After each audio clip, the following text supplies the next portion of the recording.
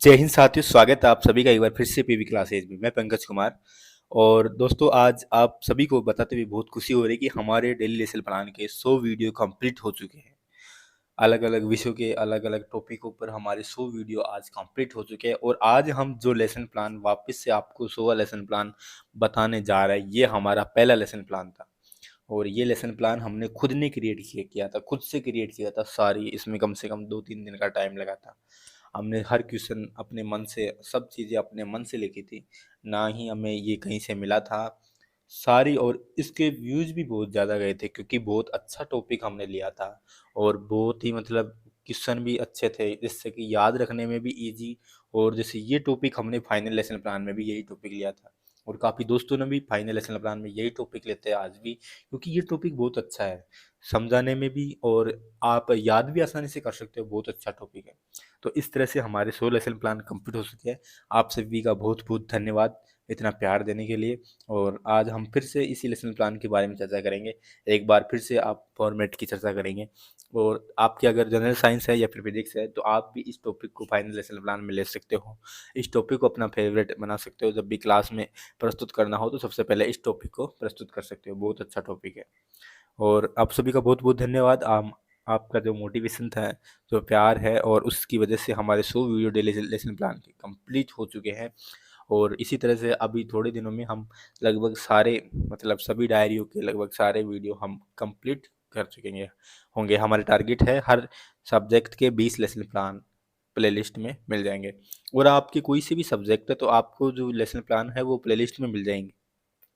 सभी विषयों की प्लेलिस्ट बना दी गई है, तो वहाँ पे धीरे धीरे हमारे लेसन अपलोड होते जा रहे हैं, तो वहाँ पे आपको लेसन मिल जाएंगे।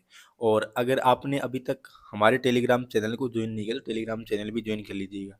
वहाँ पे कई बार क्या है, बहुत सारी पीडीएफ होती है, तो वो पीडीएफ भी आपको मिल जाती है। और पीडीएफ मिल जाती है तो आपको पीडीएफ से आसानी होती है बनाने में भी। और हमने यही देखते हुए पीडीएफ डाल दी है कि अगर क्या है, कई बार टाइम बहुत ज़्यादा वेस्ट होता है और जल्दी जमा करानी होती है, तो आप हमारे टेलीग्राम चैनल को ज्वाइन कर सकते हो। उसके लिंक आपको डिस्क्रिप्शन में मिल जाएगी। और अगर आपको कोई भी समस्या आती है किसी भी प्रकार की, तो आप हमें इंस्टाग्राम पे मैसेज कर सकते हैं या फिर कमेंट करके भी पूछ सकते हैं। तो चर्चा करते हैं फिर से दैनिक पाठ योजना डायरी की। और ये डायरी का फॉर्मेट हमारी डायरी में पहले से ही बना हुआ है, और आप भी बना सकते हो इस तरह से फॉर्मेट। तो सबसे पहले लिखनी होती है दिनांक, फिर कक्षा, फिर कालांश, फिर विद्यालय का नाम जो भी मिला है इंटर्नशिप में, विषय है भौतिक विज्ञान, और पाठ्य प्रकरण है गति के नियम। और मेरा सबसे बेस्ट टॉपिक है, और मैं भी कई बार पूछते हैं दोस्त कि सर फाइनल लेसन प्लान में हम क्या सब टॉपिक ले, हमारे फिजिक्स है या फिर जनरल साइंस है, तो मैं तो गति के नियम ही सजेस्ट करता हूँ ज़्यादातर। उसके बाद उद्देश्य अपेक्षित व्यवहारगत परिवर्तन। तो ये तो है ही ज्ञानात्मक, छात्र गति के नियमों का प्रत्याशमन कर सकेंगे, छात्र गति के नियमों का प्रत्याभिज्ञान कर सकेंगे। दोस्तों, इस वीडियो में हम ये भी चर्चा करेंगे कि आपको जो ये लेसन प्लान होते हैं किस तरह से प्रस्तुत करने होते हैं, किस तरह से क्लास में प्रस्तुत करने होते हैं, किस तरह से फाइनल लेसन प्लान में प्रस्तुत करें आप, क्या क्या चीज़ों का ध्यान रखें, किन किन बातों का ध्यान रखें, वो सारी चीज़ें हम इसमें चर्चा करेंगे। काफ़ी दोस्तों के मैसेज आते हैं कि सर ये आप वीडियो बना देते हो, लेकिन हमें पता नहीं रहता हमें किस तरह से प्रस्तुत करना होता है। तो ये तो होता है डायरी में करने की चीज़ें होती है ज्ञानात्मक का, वो ये आपको प्रस्तुत नहीं करना होता है। छात्र गति के नियमों की व्याख्या कर सकेंगे, छात्र गति के नियमों को समझ सकेंगे। सबसे पहले हम बात करें तो ये जो दिनांक वगैरह है, दिनांक, प्रकरण, कक्षा, विषय, जो भी है कालांश, वो लिखनी होती है। सबसे पहले वो श्याम पट्ट की पूर्ति करनी होती है। इसके बाद अब वो छात्र गति के नियमों की व्याख्या कर सकेंगे, छात्र गति के नियमों को समझ सकेंगे। ज्ञान उपयोग, छात्र गति के नियमों से संबंधित ज्ञान का प्रयोग उच्च अध्ययन में कर सकेंगे, छात्र गति के नियमों से प्राप्त ज्ञान का दैनिक जीवन की नवीन परिस्थितियों में उपयोग कर सकेंगे। कौशल, छात्र गति के नियमों की जानकारी प्राप्त कर सकेंगे, छात्र गति के नियमों को चित्र द्वारा प्रदर्शित प्रदर्शित कर सकेंगे। अभिरुचि, छात्र गति के नियमों के विषय में जानने में रुचि ले सकेंगे, छात्र गति के नियमों के विषय में विचार विमर्श करने में रुचि ले सकेंगे। अभिवृत्ति, छात्र गति के नियमों से संबंधित ज्ञान को अन्य विद्यार्थियों के साथ साझा कर सकेंगे। इसके बाद सहायक सामग्री जो भी होती है, चौक, रंगीन चौक, डस्टर, लपेट, फलक, संकेतक, ये आपको लिख देनी है। और शिक्षण विधि परिविधि में लिख देना है यहाँ पे व्याख्यान विधि और प्रश्नोत्तर विधि। इसके बाद पूर्व ज्ञान, विद्यार्थी गति के नियमों के बारे में सामान्य जानकारी रखते हैं। फिर आपको अब जैसे आपने दिनांक, कालांश, डेट, प्रकरण जो भी है वो लिख देते हैं। उसके बाद आपको प्रस्तावना प्रश्न करने होते हैं, 5 प्रश्न करने होते हैं।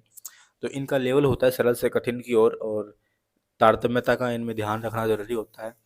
और आपको बोलना है कि कोई भी मतलब सामूहिक आंसर नहीं देंगे, सब जिसको भी आता है वे अपना हाथ ऊपर करेंगे। तो और जिनको खड़ा करें वही आंसर देंगे। इसके बाद आपको क्वेश्चन करना है, यानी छात्र अध्यापक करिए बच्चों कुछ खेलों के नाम बताओ। तो जो भी हाथ खड़ेंगे उनमें से किसी एक को खड़ा करना होगा, वो बताएंगे आंसर, क्रिकेट, फुटबॉल आदि। क्रिकेट में मुख्यतः किस चीज़ से खेला जाता है? बल्ले और गेंद से। गेंद जमीन पर रखी हुई है तो वह किस अवस्था में है? विराम अवस्था में। विराम अवस्था में रखी गेंद को बल्ले से मारा जाए तो गेंद किस अवस्था में होगी? गति की अवस्था में। गति के नियमों के बारे में आप क्या जानते हैं? ये हो जाएगा समस्यात्मक प्रश्न। इसके बाद उद्देश्य कथन। अच्छा, तो बच्चों आज हम गति के नियमों के बारे में विस्तार से अध्ययन करेंगे। इसके बाद पहले अध्यापन बिंदु के लिए हमें 3 विकासात्मक प्रश्न करने होते हैं। एक, चलती हुई कार किस अवस्था में होती है? गति की अवस्था में। न्यूटन के गति के कितने नियम दिए? 3। गति के प्रथम नियम के बारे में आप क्या जानते हैं? निरुत्तर। इसके बाद छात्र अध्यापक कथन। न्यूटन की गति के प्रथम नियम को जड़त्व का नियम भी कहते हैं। इसके अनुसार यदि कोई वस्तु स्थिर अवस्था में है तो वह तब तक स्थिर अवस्था में रहेगी जब तक उस पर कोई बाह्य बल न लगाया जाए, और वस्तु गतिशील अवस्था में है अर्थात एक समान वेग से सीधी रेखा में चल रही है तो वैसे ही चलती रहेगी जब तक कि उस पर कोई बाह्य बल न लगाया जाए। विद्यार्थी ध्यानपूर्वक सुनेंगे, हम देखेंगे, और आपको ये जो मुख्य बिंदु है इसे श्यामपट्ट पर लिखते हुए समझाते हुए चलना है। जैसे गति का प्रथम नियम, भाई इसमें क्या है? बाह्य बल लगाने से स्थिति में परिवर्तन होगा। उदाहरण क्या है? वाहन का अचानक ब्रेक लगाने पर आगे की ओर झुकना। उदाहरण है, जब कोई वस्तु रुकी हुई है तो और अचानक चल पड़ती है तो फिर क्या होता है? पीछे की ओर एक धक्का लगता है। तो वो इसी गति के प्रथम नियम का उदाहरण है। और कई बार जो दरी वगैरह होती है उनको डंडे से पीटने पर धूल के कण जड़कर नीचे गिरते हैं, वो भी प्रथम गति का प्रथम नियम के उदाहरण है। जैसे बस में वगैरह में जैसे कभी अचानक से ब्रेक लगता है या अचानक से चल जाती है तो हम आगे की ओर या फिर पीछे की ओर झुकते हैं, तो ये भी गति के प्रथम नियम का उदाहरण है। अब यहाँ पे एक मिनी चिपकाया हुआ है कि यहाँ पे एक टेबल पे किताब वगैरह कुछ भी मान लो रखी हुई है, तो ये विराम अवस्था में रखी हुई है, और ये जब तक विराम अवस्था में रखी रहेगी जब तक इस पर कोई बाह्य बल कार्य ना करे। यदि कोई वस्तु गतिशील अवस्था में है तो वह कब तक गतिशील अवस्था में रहेगी? जब तक उस पर कोई बाह्य बल कार्य ना करे। इसके बाद वाहनों का अचानक ब्रेक लगाने पर यात्रियों को आगे की ओर झुकना किसका उदाहरण है? जड़त्व का। इसके बाद अगले शिक्षण बिंदु के लिए विकासात्मक प्रश्न करना है। बस चल रही है तो किस अवस्था में है? गतिशील। गति के नियम किसने दिए? न्यूटन ने। न्यूटन का गति का द्वितीय नियम क्या है? निरुत्तर। अब छात्र यहाँ पे लिखना है, छात्र अध्यापक कथन के सामने ये जो शिक्षण बिंदु वाला अध्यापन बिंदु वाला कॉलम है ना, गति का द्वितीय नियम लिख लेना है, यहाँ पे लिखा नहीं है। इस नियम के अनुसार किसी भी वस्तु के संवेग परिवर्तन की दर उस पर लगाए गए बल के समानुपाती होती है तथा संवेग परिवर्तन की दिशा वही होती है जो बल की दिशा होती है। न्यूटन के द्वितीय नियम को संवेग का नियम कहा जाता है, अर्थात F समानुपाती ma, F बराबर के ma। प्रयोगों से k बराबर 1, F बराबर ma। यहाँ F बराबर बल, m बराबर द्रव्यमान, a बराबर त्वरण। विद्यार्थी ध्यानपूर्वक सुनेंगे, हम देखेंगे, और छात्र अध्यापक कथन के जस्ट सामने श्यामपट्ट चिपकाना है। अब यहाँ पे श्यामपट्ट की हमारे पास पता नहीं कमी होगी इसलिए हमने श्यामपट्ट नहीं चिपकाया, लेकिन आपको श्यामपट्ट चिपकाना है। हाँ, यहाँ पे हमने चिपका दिया है श्यामपट्ट। तो ये श्यामपट्ट पर मुख्य बिंदु को लिखते हुए समझाते हुए चलना है। बल बराबर द्रव्यमान गुणा त्वरण। उदाहरण, क्रिकेट खिलाड़ी तेजी से आती हुई गेंद को पकड़ते समय अपने हाथों को पीछे की तरफ खींच लेता है ताकि गेंद का वेग कम किया जा सके, इसे चोट भी कम लगती है। बल का सूत्र क्या है? F बराबर m। न्यूटन के गति के द्वितीय नियम का उदाहरण बताइए। क्रिकेट खिलाड़ी द्वारा गेंद को पकड़ने पर हाथ पीछे करना। अब जैसे ही आप ये छात्र अध्यापक कथन करते हैं उसके बाद आपको ये बोध प्रश्न करने होते हैं। ये पहले ये पूछा जाता है कि आपको सबको समझ में आ गया, तो विद्यार्थी कहते हैं हाँ, फिर चलो बताइए, तो ये बहुत प्रश्न करने होते हैं। फिर इसके बाद अगले शिक्षण बिंदु के लिए विकास प्रश्न करने हैं। पास रखी फुटबॉल को पैर से मारने पर क्या होता है? दूर चली जाती है। फुटबॉल दूर क्यों चली जाती है? गति के कारण। गति के तृतीय नियम के बारे में क्या जानते हैं? ये हो जाएगा निरुत्तर। इसके बाद यहाँ पे तीसरा शिक्षण बिंदु आ जाता है, गति का तृतीय नियम। छात्र अध्यापक कथन। इस नियम के अनुसार प्रत्येक क्रिया के बराबर तथा उसके विपरीत दिशा में प्रतिक्रिया होती है। न्यूटन की गति के तृतीय नियम को प्रतिक्रिया का नियम भी कहते हैं। विद्यार्थी ध्यानपूर्वक सुनेंगे, हम देखेंगे, और इसके जो भी उदाहरण है, रॉकेट को अंतरिक्ष में छोड़ने पर धुआं निकलना, ये सारे उदाहरण आपको यहाँ पे लिख देना है। और जो नाव है उसको चलाते हैं तो पानी को पीछे की ओर धकेलने पर नाव आगे की ओर बढ़ती है, ये भी तृतीय नियम का उदाहरण है। तो ये सारे यहाँ पे लिख देने, श्यामपट्ट पर लिखते हुए समझाते हुए आपको चलना है। इसके बाद बहुत प्रश्न करना है। गति के तृतीय नियम को कारण बताइए। नाव का गति करना।